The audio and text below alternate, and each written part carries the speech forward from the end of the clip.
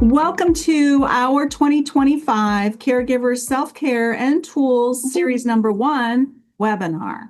I'm Delane Elliott Midland. I am your founder, president, and CEO of the End Brain Cancer Initiative, and I am your moderator today for this event. Welcome.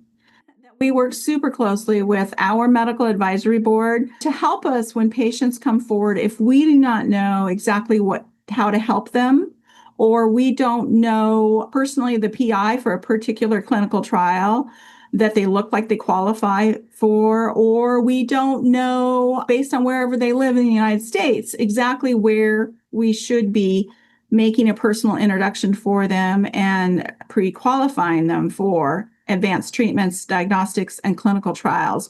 So I showed the medical advisory board slide again because up on the top row, 1, 2, 3, 4, 5 over, you will see a picture of Major Timothy Gregory, MD, who is our guest speaker for today. And he is going to be speaking about tumor boards, what they are, what is the purpose, and who are all those people involved in the tumor board, and what are they doing getting together talking about people's brains? So we are going to put up an introductory slide for Dr. Gregory, and I'm just going to give you a little information. Dr. Gregory has spoken before at our caregiver series. I believe it was last November, so thank you in advance. He is not only a medical advisory board for the End Brain Cancer Initiative, but he also sits on our scientific advisory board as well. So a very big thank you for your expertise in this area. Thank you, Dr. Gregory. He began his Army career with an enlistment in the Pennsylvania Army National Guard in 2009, and then currently attended his undergraduate studies at the University of Pittsburgh. He was commissioned to attend USUHS in 2013 and was inspired during his rotations in both neurology and oncology. He graduated in 2017 and he proceeded to Madigan Army Medical Center for his neurology residency. Madigan is based just outside of Seattle, Washington. Through outstanding mentorship and generous support from Army leadership, he went on to a 2-year neuro-oncology fellowship at MD Anderson Cancer Center in Houston, Texas, after which he received orders to return as faculty at Madigan Army Medical Center. While building up a brand new brain tumor program at Madigan with a clinical research focus, Major Gregory's primary academic interest is medical student and resident education. He is the only military neuro-oncologist on the West Coast and is actively leveraging telemedicine across the neuro-oncology in underserved regions, including Alaska and Hawaii. I should mention that he is one of either 2 or 3 neuro-oncologists in the United States serving our active military and our veterans. And with that, welcome. Well, thanks so much, Delane. I appreciate that introduction. So it's awesome to be back. Like you said, we got to discuss scanxiety for my last venture here, and it was really cool to have that discussion that day. This, by the way, this is a hard talk to follow. That was an amazing talk by Dr. Burnett. I really enjoyed that. And I was sitting here thinking, I hope I'm one of the first 10 that signed up for the registration today. So I'll definitely be tracking down that book. That was a really great talk. So much good insight there. In September or November, whenever last session was that I was here for, we brought up while we were kind of talking about that anxiety in between scans and, the fear of progression of the tumor and everything, that kind of brought up, it would be interesting to talk about tumor boards a little bit and how they work. So I'm very excited to share my perspective on the brain tumor board. This is the neuro-oncologist's point of view. I've benefited from participating in a few institutions now over the past several years, and the biggest of which was MD Anderson as a fellow. So it's been nice to kind of see how a really good academic center's tumor board works and kind of inform my practice going forward. That's where a lot of, it was really great to present to that team and be part of the discussion, but kind of sit back and really hear some of the best in the world talk about how they would approach some of these difficult problems. So happy to lend that perspective today, and this can be just kind of a little peek behind the curtain of how that goes. And I welcome any questions. And if we didn't clarify the term, if you're not too familiar with tumor board, this is really just speaking to a regular meeting among the various specialists that should be occurring on behalf of the individual patients to make the best recommendations for the treatment plan. So, starting with the why, I'm sure everybody is here who is here is aware cancer care can be very nuanced. There's no one size fits all for any individual patient. And so the goal is to assemble this multidisciplinary team to encourage discussion amongst the specialists and try to come up with some kind of consensus on what will bring about the best outcome. So this gets everybody on the same page, aligns everybody in this fight against the individual's tumor. And in some cases, the tumor board can be helpful to clarify the diagnosis. Sometimes we need to hash that out with all the available data. And then other settings, it's, really important that we discuss any applicable guidelines. But as everyone may be aware, sometimes those guidelines fall just a little bit short for rare brain tumors, and we have to rely on expert opinion to inform the best steps. So that's a really important part of this process as well. And then finally, we've heard some really important, ideas about the clinical trial participation and everything so far today. That can be another huge goal of the tumor board, is kind of making sure we're not overlooking anything and maximizing participation in clinical trials. So hopefully there's some regional insight of what's available and what we can be pointing our patients towards when we have these discussions and get them plugged in. So the bottom line is, just trying to personalize the safest and best case scenario plan for each patient. So I've listed here kind of the core of the tumor board. I've bolded, of course, the treating oncologist, the neurosurgeon, the radiation oncologist, and then it's really nice if there's a radiologist and a pathologist with expertise in neuroimaging and neuropathology. I would say those are probably the really essential voices to make sure we have a quorum for these meetings. But then other experts are very welcome. It's very appreciated when we have engagement with palliative care. Case managers, of course, very important. So they're tracking what our goals are. I've seen neuropsych, geneticists, and even ethicists have had a really interesting role. You never know sometimes what background dynamics are involved with individual families, and there's always a backstory. So sometimes ethicists and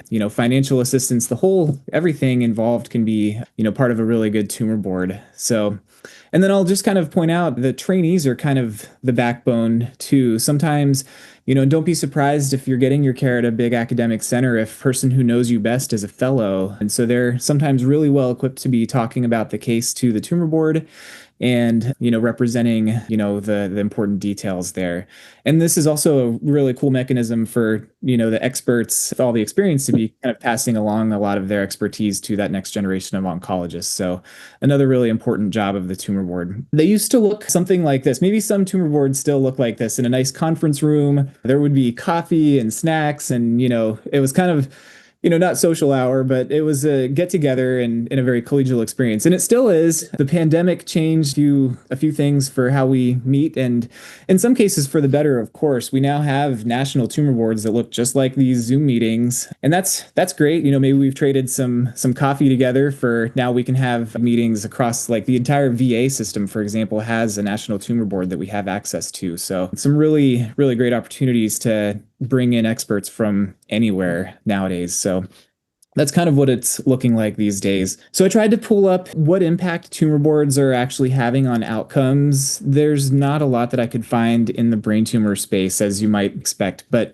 we can extrapolate. And there is some work in the breast cancer literature, and it does look like a not insignificant amount of diagnoses can change as a result of these discussions. And there is definitely a signal of survival benefit from having these discussions. So just like Dr. Burnett said, it's good to have that question with your oncologist, is there a tumor board? And, that's an important mechanism to make sure that your institution is able to participate in.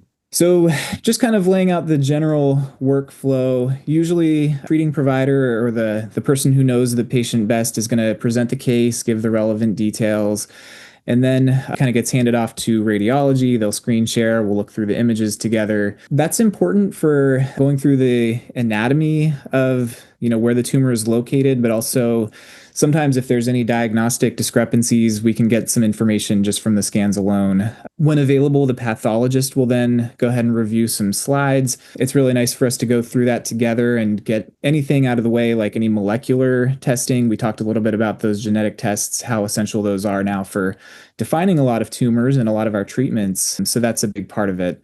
And then, after a few minutes of that, we have the diagnosis and everything as clear as possible. Then each expert is given an opportunity to weigh in, and we kind of try to come up with some kind of consensus on what we're going to recommend back to the treating team to deliver to the patient. I thought it'd be helpful to give a few common scenarios. And this actually kind of arose. We were kicking around, how could we make a mock tumor board happen? That would have been really cool. But for now, we'll kind of walk through a few scenarios. These are very recurrent questions that come up, and so helpful to, know when you might be coming up for discussion if you're involved in a tumor board. So it's not uncommon for example, for the neurosurgeon to bring up a newly discovered brain tumor to the tumor board. So very commonly, somebody will come in with new neurologic symptoms. This is probably old news to much of the audience here, but new symptoms will lead to some kind of scan, and then that scan will get handed over to a neurosurgeon, asking, what do we want to do next for this? And so it's really helpful for the neurosurgeon to present to the tumor board at this point in care. Sometimes this will clarify the diagnosis just a little bit to give insight, how soon do we need to pursue a surgery? How aggressive should a surgery be done? Sometimes it does make sense to just watch and wait and then make those decisions over time. So that can be a big part of the discussion. I've also seen the neurosurgeons really benefit from discussing with their colleagues who also do the surgeries on the best approach. They have a pretty hard job. I don't envy what the neurosurgeons do. Their goals are often in conflict of trying to get as much of the tumor out as possible while not causing any neurologic side effects of the surgery. And so these are very thoughtful discussions, trying to make the absolute best decisions of just how to approach. So that's one example. Another common scenario is in the immediate post-op setting when we're trying to develop our treatment plan. So this is a chance to review with a pathologist what it looks like under the microscope. And, the molecular results and some of the special tests can trickle in over a few weeks. So sometimes this is maybe a 2 or 3 week delay after the final, to get the final integrated diagnosis. But that's a good time to be sure we're all on the same page with the molecular markers, any special tests, predictive testing when it's available. I know that was a question that came up, and kind of aligning that with the latest guidelines. So I'm showing here, these are kind of the Bible of how we define tumors, the World Health Organization's classification. And it's always being updated because we're always getting new clarity on how molecular markers are impacting what we should be doing. So we're probably due for another update for now, but we're on the 5th edition. And so tumor board is a good chance to make sure we're appropriately defining these tumors, and then that can help us to select sometimes targeted therapies, and at the very minimum, just knowing exactly what we're treating so we can be very precise. And then another important scenario, this is the one that's most likely to keep me up at night, is, when is the tumor progressing? So for a lot of you on the journey, you might have been part of these discussions where it's hard to confidently answer, has the tumor progressed? Sometimes the scans will give subtle changes. Sometimes the changes can be confused with either radiation side effects or surgical changes. And so we have to put together all the data and as a team try to select, try to make a confident decision with some uncertainties sometimes mixed in. But that makes our job a little bit difficult. It's hard for everybody because we want to be really thoughtful with our timing of selecting the next treatment and then making sure that next treatment is the absolute best option. So we can try to turn to specific guidelines, pointing out this is the NCCN. They have some nice guidelines for many tumor types. They're just not as robust for some of our brain tumors that we treat. Unfortunately, some of our brain tumors we're dealing with kind of small numbers, and for our common brain tumors, even like glioblastoma, we're still seeking the most superior ways to do second line treatment for these. So sometimes, again, we're left with, let's get the whole team together and make sure, consider all options in front of us. And that's actually pretty much what the guidelines say. We should be making sure we're considering if radiation or another surgery would be appropriate. They build in the suggestion, consider a clinical trial. And so we have to consider all of those options and really try to pick the best strategy. Sometimes it is another chemotherapy as well.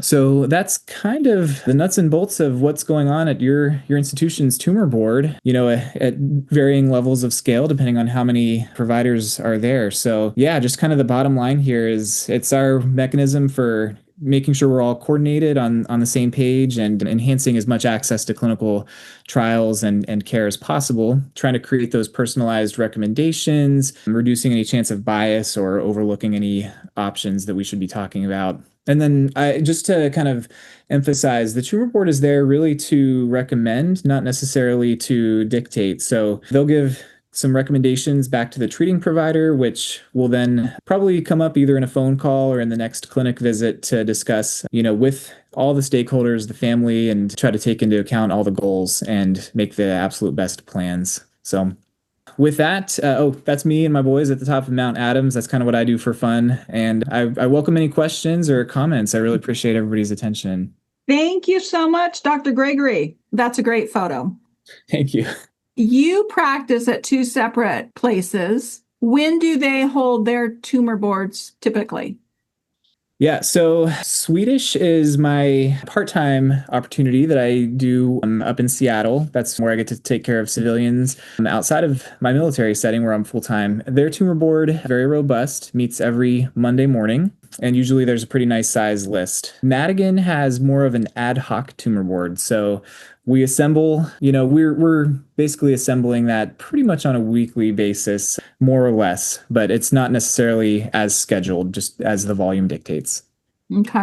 Has that additional neuro-oncologist been trained? And so we have one neuro-oncologist in the pipeline in the DoD.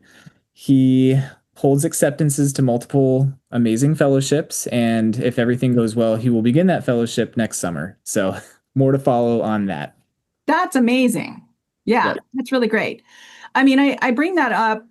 I've got a list of questions to ask you. That some questions came in when people registered, and then there's some that are coming in online right now. But it's really important for anyone who's listening today to know that Major Timothy Gregory, MD, he's able to work with all active military personnel as well as veterans in the United States, no matter where they live. So that's really, really important. He's not as restricted as many other neuro-oncologists are in the United States as far as who he gets to work with related to geography. So I share that because it's so important. He's an amazing resource, and we can pop up his contact information again while we talk about some of the questions that have come in. Oh, this is such a good question, Lyda. Thank you. I kind of had that same question. She says, Dr. Gregory, is there any discussion about how to better include patient perspectives in the tumor board process? I love that question. That's, so vital, important for the patient to be very central to the discussion. And, it doesn't escape me that the patient is generally not there for the tumor board. So really important to have your goals and your family's situation and goals very well established with treating provider. They're going to be the best to advocate for patient's unique situation. And that is usually very central, to kind of taking into account all those things like family situation, functional status, goals of care. That should all be kind of embedded in that tumor board discussion. But if there's any details that the patient would want the treating oncologist to bring up, that's very important for those initial visits. Highly encouraged. I know as a patient advocate, I've asked to be included in some of those tumor boards across the United States before, and I found it very informational. And it really helped my understanding because then I was better able to convey what happens within those tumor boards to patients and to their care partners. I guess I want to clarify, patients are usually not invited to attend their tumor board. Correct. Okay. Usually with the meeting, and maybe a big part of it's just the HIPAA compliance because we're discussing maybe a list of patients and that sort of thing. Yeah. Understand. Understand. I appreciate that. So this is a question which is, a big question. It came in from, this person says, the question is, who do you care for? Myself. So this is actually from a patient also, and it asks, what are the cutting edge treatments and clinical trials? I will assume this is a brain cancer patient. I don't know that for a fact, but that's how I would probably approach that question. Well, that's a loaded question. We're always working on finding the cutting edge, and I'm trying to involve myself in that space as much as possible. So there's a lot of great ideas that are circulating and some things on the horizon. There's a lot of interest in, figuring out how to rev up the immune system to go after the tumors. And you might be hearing more about immunotherapy, CAR T therapy in the coming years. There's all kinds of vaccine-based trials and a lot of great ideas for I'm assuming, maybe talking about the biggest one, glioblastoma is getting a lot of attention, of course. But yeah, we're always looking for the next best thing. And there are still, thankfully, a little bit of congressional funds kind of being shunted towards some research. I sit on a panel that is looking into that from a peer-reviewed standpoint. We just had our recent meeting to go over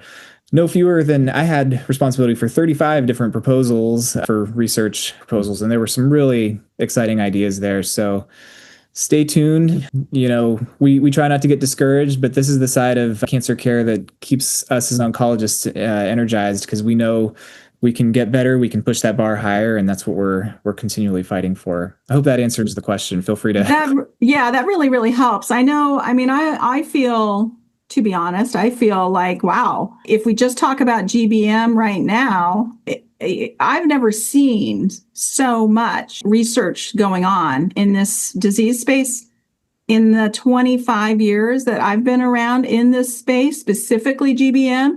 It's pretty exciting. And we do know the research financial situation is just tough. But believe us when we say there is amazing research going forward. It just needs funded, but the interest is there, right? So I don't want patients and families and caregivers to feel like alone and that we only have standard of care as choices. I want you to know there is a lot of research going on. There's a lot of clinical trials in the United States that are open and enrolling. And if you need more information on that, you need to get a hold of us, because we can certainly pre-qualify you for those clinical trials based on your medical records and your genomics, comprehensive genomic testing, et cetera, because it takes, this is a tough disease. It takes all the tools that we have. So Dr. Gregory, right now, can you talk a little bit? Most people will be aware of this, but there's a reason I'm asking. Can you talk about, if we just talk about GBM, standard of care right now today? Yeah, so the standard of care, as far as FDA approvals, has not evolved a ton since I started practice, and frankly, since the years leading up to that. So we're still searching for the next best standard of care, and I think it could still be some years before we see some unified FDA approval for something that's going to apply to everybody. But I can say we are, despite that limitation, we are getting much more insight as to the biology of the disease. We've learned so much in the last decade about the different molecular parameters and, genetics, immuno landscape, all of that.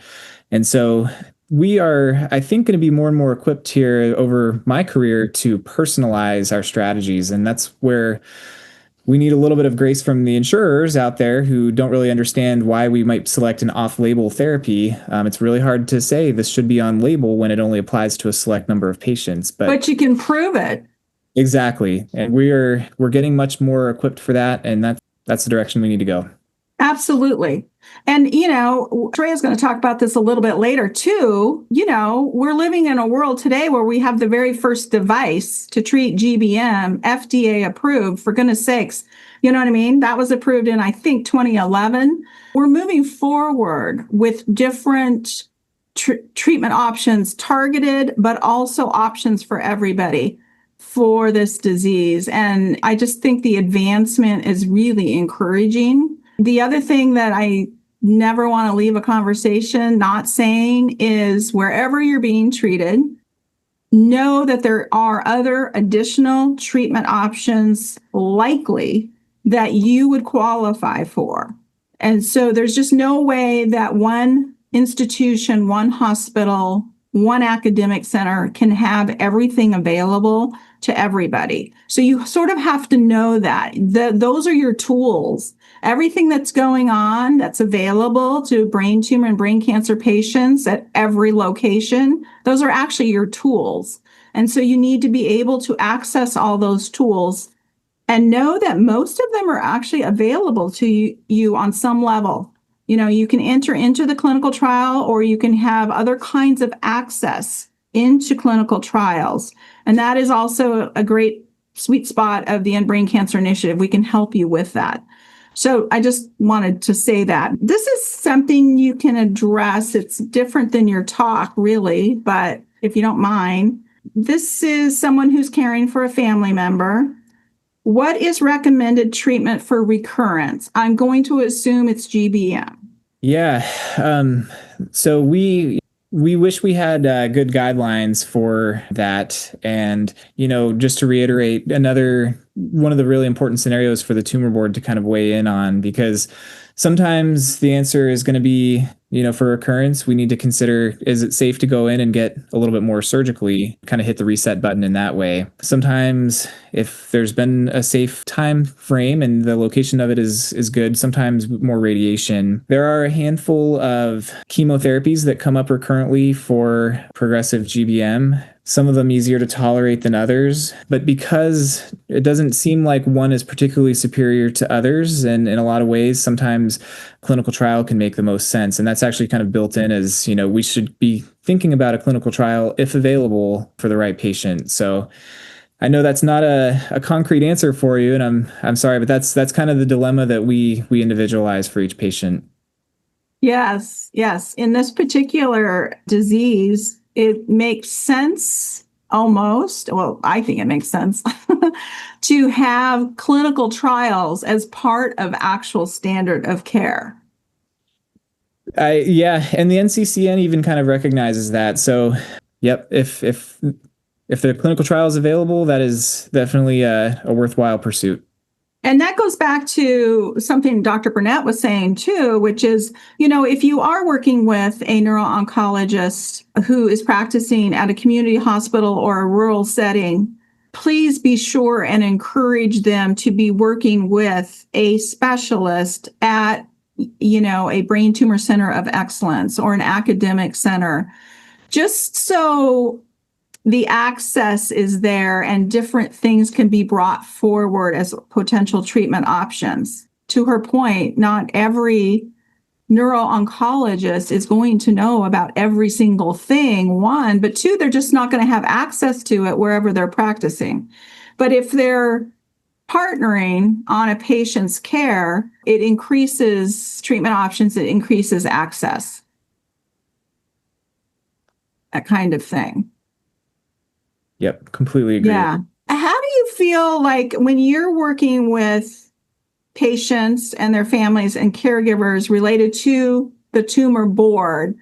How do you explain, do you ever feel they feel a little bit alienated or a little bit, well, wow, why am I not included? Or do you ever get any comments or questions like that? I'm just curious.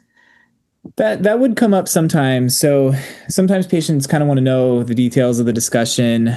We try to capture that a little bit. So usually somebody's documenting the tumor board discussion at some level, so it's nice to be able to speak to that if there were any, dissenting opinions and that sort of thing. So yeah, I like to arm my patients with as much information as possible. And so I'll have a very transparent discussion. Well, the perspective from radiation doctors was that we should maybe consider this, but the perspective from, my thought is this, and I want you to be informed and be able to kind of take that and do what's best for you. So yeah, I try to make sure everybody has as much information about the thought process as possible. That definitely takes a little bit of the burden off. So I hear you saying you do share with your patients and their families the discussion that went on in the tumor board, right? And even if there's I call it as a discrepancy, but that's not the right word. Even if there's not total agreement, right? Yeah, exactly. Usually, these tumor boards are usually very, very collegial, but certainly, yeah, there can be room for, the different lanes to kind of have their thoughts. So does someone ever say within a tumor board, well, hey, this patient would be exceptional and a great candidate for X that's going on at wherever, MD Anderson, UCSF, I mean, wherever, right? Does that ever come up in these discussions? absolutely. I try to keep a pulse of what's going on and keep up with some colleagues about what's available. Awesome. Some patients it makes sense. Hey, let's take a trip to Houston and see what's going on there. That's not a one size fits all either. I don't want you to get stuck there for 6 months if they're going to have you do a really busy trial, but it's definitely worth considering and knowing those. That makes sense. That makes a lot of sense. Quickly on MD Anderson, I don't know if you can answer this or not, but I know you have quite a bit of experience there. They're what's the right word? They're developing all of these different, which is great, satellite medical centers, I guess I would want to say, across the United States.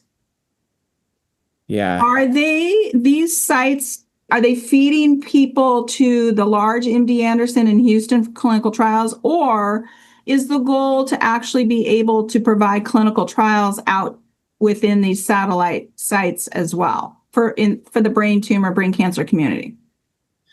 That's a really good question, actually. I'm not too sure, what the absolute latest is. I know We'll find out.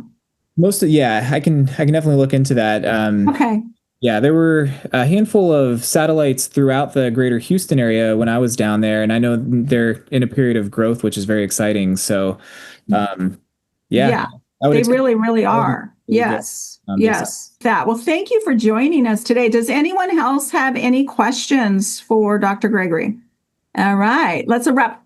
I still want to work with you on the mock tumor board. I have some ideas as we've discussed. You know what I mean? I think we can get some others involved as well, which might be kind of a great idea, right? That sounds really cool. Yeah. So let's think about that. Our next caregiver series, Self-Care and Tools, will be on November 7th. That's a Friday as well, same time, same format, but maybe we can get it together for then. Because I just think it would be, for all those people that are visual people and visual learners, just to sort of be a little bug on the wall and get to see what this looks like, right? We now know who the key players are for the most part.